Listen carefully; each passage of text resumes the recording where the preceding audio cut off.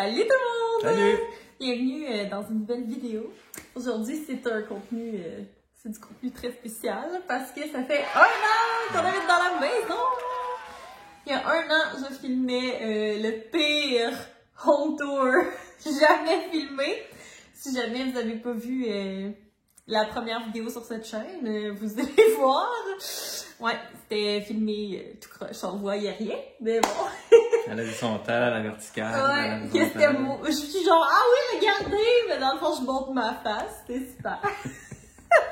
C'était l'émotion. C'était vraiment une belle journée. Le 8 mai 2020. Fait que c'est ça, aujourd'hui, j'avais le goût de faire une vidéo style rétrospective. 1 an après l'achat de notre maison. J'ai demandé sur Instagram si vous aviez des questions pour nous par rapport à ça.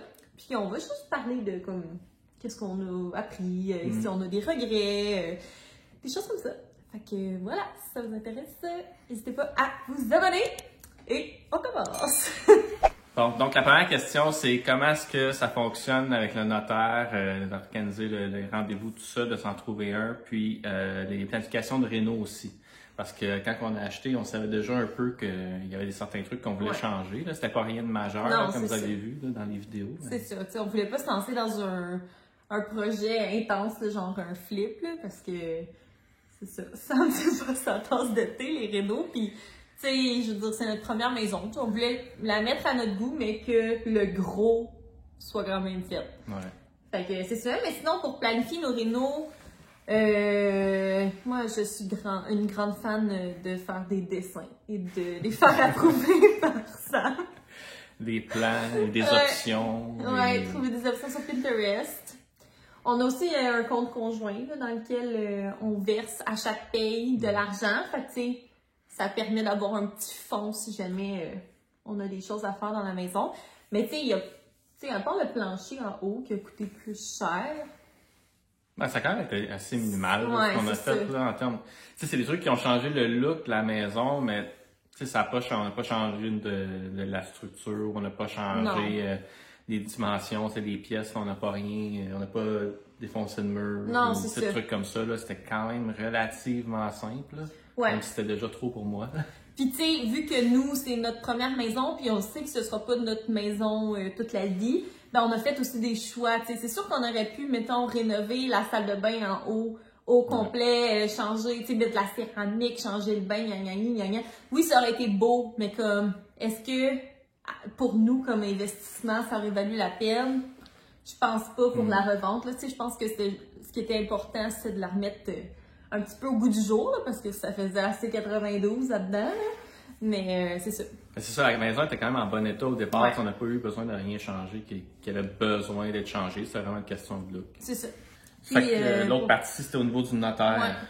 Ben, dans le fond, moi, j'étais chanceux. Je connaissais déjà une notaire qui est dans la région, donc je l'ai contactée. Ça que je suis peut-être pas on n'est peut-être pas les meilleures personnes pour donner des conseils sur comment trouver des notaires. Là.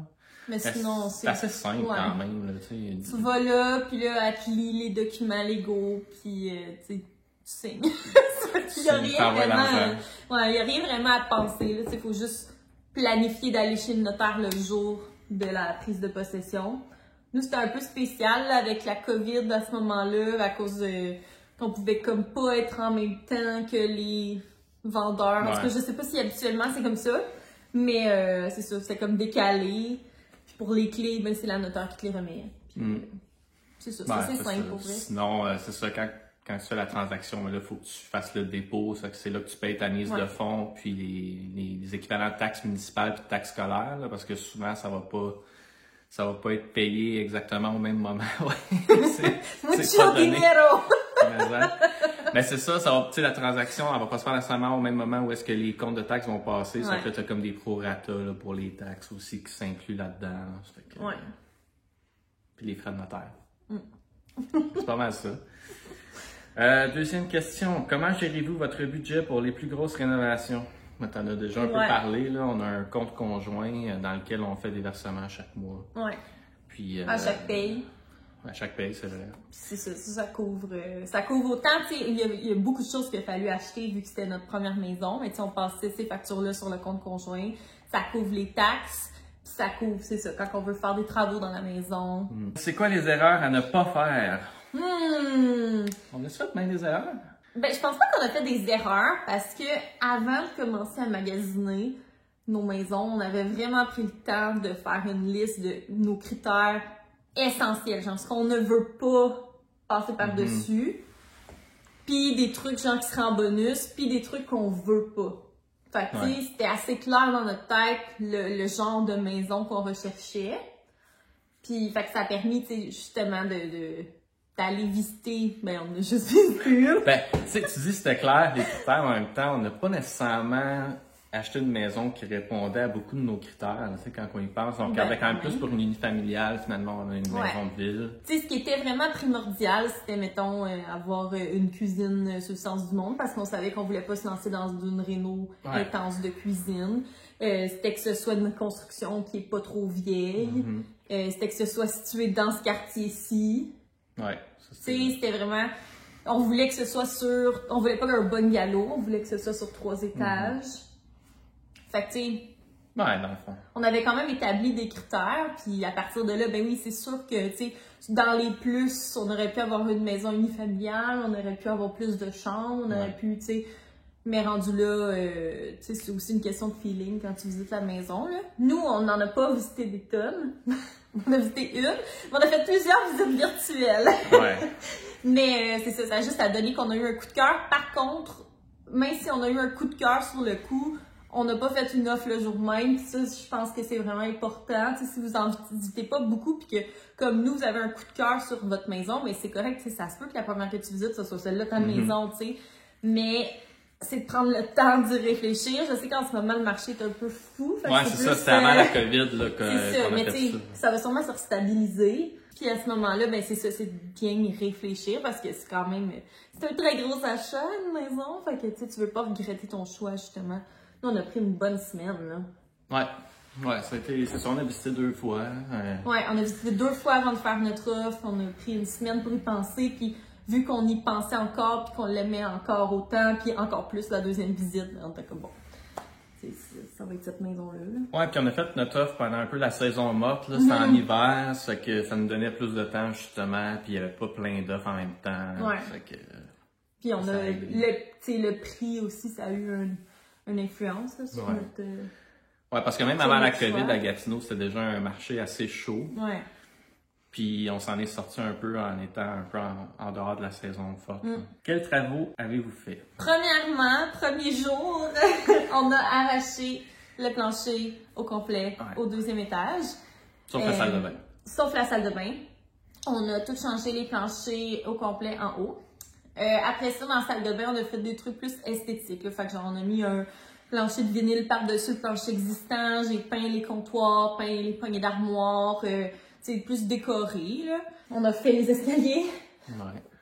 Escalier on a arraché l'armoire aussi qu'il y avait dans l'escalier. Oh, oui, l'espèce d'armoire qui s'enlevait pas. On avait comme une espèce d'étagère en coin vraiment laide. Très encombrante. Puis c'était étonnamment, genre, moi je pensais que ça allait prendre 10 secondes enlever ça. 10, mais finalement ça a pris 3 jours. Ouais, les pièces s'enlevaient pas. Sinon, qu'est-ce qu'on a fait? Beaucoup de peinture quand même. Beaucoup de peinture, surtout de la peinture. Ouais, c'est ça, là, la peinturer, les poignées d'armoire, tu sais, des trucs qui sont quand même plus mineurs, mais qui changent vraiment le look. Ouais, c'est ça. Qui modernisent beaucoup. Ouais. Ah, j'ai fait un cadre pour le miroir de la salle de bain aussi, en bois. Ouais, ça, je pense. Avez-vous fait affaire avec un courtier hypothécaire ou avec la banque, un courtier bancaire, j'imagine que c'est? L'institution financière directement. Ouais. Donc, on n'a pas fait affaire avec un courtier hypothécaire, on a fait ça nous-mêmes. Dans le fond, c'est pas si compliqué, là, quand tu es un premier acheteur, là, on a lu un peu sur Internet, puis on a demandé des conseils à nos parents qui sont propriétaires, puis des amis aussi qui sont déjà propriétaires. Ça qu'avec ça, on avait déjà pas mal d'informations. On a lu beaucoup aussi sur Internet. Puis tu sais, tu as quand même accès aux taux sur Internet sans faire affaire avec un courtier. Là. Il y a plusieurs sites que tu rentres, tu vas voir les taux. C'est pas nécessairement à jour à la seconde, là, mais tu sais. Puis on a eu quand même de la chance que les taux étaient bas à ce moment-là, directement avec l'institution financière. Fait que ça a pas. Puis aussi, quand on s'est fait préapprouver, on avait comme un taux garanti. Puis on s'était quand même fait préapprouver quelques temps avant de chercher la maison. Ouais, c'était avant Noël, je pense qu'on Ouais. s'était fait préapprouver. Dans le fond, surtout qu'on s'est mis à faire des recherches un peu plus intenses là, pour se trouver une maison. À ce moment-là, on a tout de suite été se faire préapprouver. Puis ça, je me souviens pas pour combien de temps ça dure la préapprobation, mais c'est quand même plusieurs mois. Là, Ouais. fait que ça nous donnait du lousse. Puis comme ça, quand on a trouvé la maison, mais on pouvait se dire, bon, on est déjà préapprouvé. Ouais, c'est ça, Ça mettait les vendeurs en confiance Ouais. aussi. Là. C'est ça. Avez-vous fait inspecter? Oui, on a fait inspecter. Ouais. C'était dans nos conditions d'achat, qu'il n'y ait pas rien de trop important là, qui sorte à l'inspection. Je pense quand même vraiment important. Là. Je sais qu'en ce moment, il y a beaucoup de gens qui achètent sans inspection, mais comme... Ben, moi, je ça pense me pas que je serais stresserait même à l'aise, vraiment, honnêtement. Là. Je pense pas, moi non plus. Parce que même si la maison elle a l'air correcte, il y a tout le temps des petites affaires. Tu sais, mettons, nous, on avait un truc dans le toit, là, mais tu sais, on va pas dans le toit, là, fait Non, qu'on s'en c'est serait jamais rendu compte, tu sais. Mais il y a quand même des choses, puis à ce moment-là, en faisant l'inspection, ben, on pouvait dire, ben, nous, on n'achète pas si telle affaire, c'est pas réparé, tu sais. C'est ça. C'est ça qu'on a fait, là. Dans le fond, les travaux dans le toit, ben, ils les ont fait à leurs frais avant qu'on emménage. Fait que ça a été une bonne chose. Là. Dans le fond, on est rentré dans notre argent avec l'inspection, clairement. Ouais. Puis, tu sais, ça permet de savoir aussi. Tu sais, c'est sûr, c'est plate, là, les trucs qu'ils mettent sur l'inspection. Ça te donne pas le goût de faire d'aller boucher des craques puis des cossins, mais tu sais, faut le faire. Puis comme ça, bon, on a une liste de choses. Puis, puis ça nous a permis aussi de savoir, tu sais, il y avait certains trucs auxquels on n'aurait sûrement pas pensé. Puis on les a fait en arrivant, tu sais, des trucs aussi simples que la porte de garage, là, tu sais, le caoutchouc, là, tu sais, on l'aurait sûrement remarqué, mais là, on a comme fait, ah oui, ça nous a tout de suite mis ça en tête, ok, il va falloir changer ça bientôt. Faire du calfeutrage, des trucs comme ça, tu sais, c'est que... Passion calfeutrage. Fait que c'est ça pour l'inspection. Est-ce que les démarches sont compliquées lorsqu'il s'agit d'une première maison? Je pense que ça dépend du revenu que vous avez, si c'est stable ou pas, tu sais. Stable, ça faisait quoi, 1 an que tu travaillais à ton... 2 ans. Moi, ça faisait 4 ans que je travaillais déjà, tu sais, j'avais ma job de vie. Fait que, tu sais, à ce moment-là, ils voient que tu as une stabilité financière. Je pense que c'est surtout ça qui est plus difficile, mettons, pour les gens qui sont à leur compte ou, tu sais, c'est de prouver que tu es stable financièrement. Mais après, c'était pas compliqué. Ouais, c'est ça. Ça, c'est le niveau de l'hypothèque, là. Ouais. Après ça, les démarches pour la première maison, tout après ça, le processus d'achat. Ça, comme je disais, on a fait des recherches. Ouais, on a regardé vraiment sur Internet parce qu'il n'y a pas vraiment personne qui t'accompagne. Surtout que nous, on a acheté sans courtier. Ouais. Tu sais, tu peux avoir un courtier comme acheteur, puis à ce moment-là, ben sûrement que c'est plus encadré. Nous, les gens qui vendaient la maison avaient leur courtier, fait qu'on communiquait avec lui. Mais sinon, de notre côté, tu sais, c'est arrivé bien des fois qu'on était comme, oh my god, on a-tu fait toutes les étapes, tu sais? Mais c'est ça, il y a quand même des informations disponibles sur Internet. C'est ça qu'on a fait, puis ça a bien été. C'est très faisable, là. C'est juste qu'il faut être débrouillard un peu, puis accepter de passer quelques heures à faire des recherches. C'est ça. Puis finalement, dernière question, vous pensez habiter dans cette maison combien de temps? C'est une excellente question. Honnêtement, je sais pas. On sait pas. On sait pas du tout. On sait que c'est plus à court terme qu'à long terme. Mais tu sais, on sait pas, ça dépend de où la vie nous mène. Là. Nous, on sait qu'on va pas habiter à Gatineau toute notre vie. Notre famille habite pas ici, puis tu sais, c'est pas notre ville coup de cœur, mettons, là, tu sais. Mais c'est correct, là, mais... Ouais, on est bien ici. On est bien, mais tu sais, on sait qu'on fera pas notre vie entière ici. Fait que tu sais, rendu là, ça dépend des opportunités qui vont s'offrir à nous, puis... On sait pas, vraiment. Ouais. Ce qu'on sait, c'est qu'on risque pas d'acheter une autre maison à Gatineau. Non, c'est ça. Ça, c'est ça. Fait que ça donne une idée, tu sais, qu'on est ici un maximum pour quelques années, mais... Puis tu sais, on s'entend qu'on n'aura pas une famille de 4 ici, là. Non, on a une chambre en haut. Elle est grande, là. Elle peut avoir 2 enfants, mettons, dedans, là. Mais on a juste 2 chambres, là. Fait que... Ouais, c'est ça. Ça limite les options quand même, on s'entend. C'est ça. On pourra pas fonder notre famille avec 10 enfants ici. Ça rentrera pas. Ouais, 10 enfants. Non, c'est pas ça que je t'ai dit. On va reparler alors du Q&A. Ok, ben c'est ça. Puis là, ben, si on parle un petit peu de regrets, peut-être, est-ce qu'il y a des choses que tu regrettes par rapport à la maison? Pas vraiment, là. Moi non plus, ouais, je pense qu'on a bien fait ça.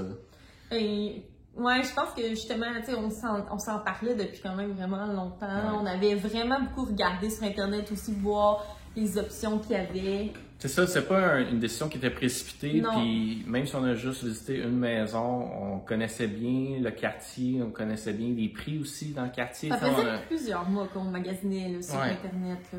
Ouais, c'est ça, c'est que on était quand même bien informés quand on a fait notre offre d'achat, puis on savait qu'on était dans les bons prix. Parce que, oui, on veut une maison qui nous plaît, mais il faut aussi pas surpayer. Là. Mais non, c'est ça. Tu veux pas payer trop cher pour ta maison, puis finalement, quand tu la revends, ben, tu te retrouves perdant. Là, ou, nous, on sait qu'on a fait une bonne affaire. On a acheté juste à temps. On est vraiment content pour ça. Vraiment. Ok, on est chanceux. C'était comme pas vraiment prévisible que ça allait exploser de même, là, mais c'est ça. J'ai pas vraiment de regrets, moi non plus. Non, c'est ça. Je trouve qu'on a vraiment réussi à rendre la maison à notre image. On est super bien. T'sais, au début, il y a une chose qui me stressait, c'était par rapport justement au fait que c'est une maison arrangée. Ouais. J'avais peur qu'on entende mes voisins. On les a jamais entendus de notre vie. Là. Genre, j'ai jamais entendu mes voisins. Ils ont un bébé à côté, ils hurlent, il fait pas ses nuits. Jamais entendu. Jamais entendu. À côté, il y a un chien. Jamais entendu. Tu sais, la seule chose qui est moins le fun, mettons, c'est que dehors, tu sais, la cour est petite puis on est proche des voisins. Mais à côté, il va jamais dehors. Les autres non plus, ils vont pas souvent dehors. Non, il y a une grosse haie. C'est ça. Fait que, tu sais, en tant que tel, moi, c'était ça qui était une inquiétude, plus. Puis ça s'est avéré que c'est pas un problème du tout. Fait que... Non, c'est ça. Peut-être le seul truc, au départ, tu sais, ici, c'est en copropriété. Au départ, c'est pas nécessairement quelque chose qu'on souhaitait, mais ça s'est avéré être une bonne affaire quand même de venir ici. Puis la copropriété, c'était pas vraiment un problème. Mais c'est sûr que au niveau de la gestion des voisins, des fois, si tu as des trucs, des travaux à faire qui impliquent d'avoir des propriétaires qui se mettent ensemble, là, c'est sûr que ça peut être un peu plus complexe, mais globalement, c'est pas vraiment un enjeu qui a été si important. Ou genre, on peut pas décider où est-ce qu'on met nos poubelles. si on veut laisser nos bacs sortis en avant, on peut pas. Tu sais, c'est comme des affaires qui sont un peu gossantes. Mais au quotidien, pas tant. Là, non, c'est ça. Puis ça aide à maintenir la valeur aussi du quartier, puis tout ça. Là, ça fait que ça vaut quand même la peine. Là. C'est ça. Sinon, des choses qu'on a appris. Moi, j'étais zéro manuel. Ouais. C'est que j'ai appris un peu à travers ça, là. Même si on n'a pas rien fait de si extraordinaire, là, ça reste que c'était beaucoup plus que ce que j'avais fait par le passé. Tu sais, tous les trucs, là, les termes par rapport à l'immobilier, justement, c'est tantôt aussi, on parlait de comment que les informations par rapport à comment devenir un premier acheteur, mais quand on va acheter notre deuxième maison, tous les trucs qu'on va savoir déjà. C'est vrai. Bon point. Fait que c'est ça, je pense que ça fait pas mal le tour à propos de notre première maison. On est vraiment bien ici, puis pour les prochaines années qu'on va vivre ici, j'ai pas de doute qu'on va être bien. Ouais, c'est ça. C'est le fun d'être propriétaire, c'est le fun d'être dans quelque chose de plus grand, d'avoir une cour, même si c'est pas immense.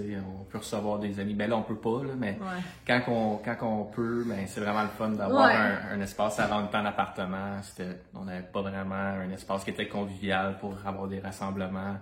Donc, on va pouvoir en faire. Si vous êtes comme moi et que vous avez tout le temps genre 10 000 idées, ben c'est cool parce que quand c'est ta maison, tu peux le faire là, tout de suite, comme tu veux. Fait que ça, c'est vraiment cool. Fait que voilà, j'espère que vous avez trouvé ça constructif, intéressant. Si jamais c'est le cas, n'hésitez pas à mettre un thumbs up, puis à vous abonner pour les 1 an de la chaîne YouTube. Bientôt. Pas encore 1 an tout à fait, là, mais dans quelques jours. Fait que voilà, merci d'avoir regardé, puis on se revoit très bientôt. Salut! Bye!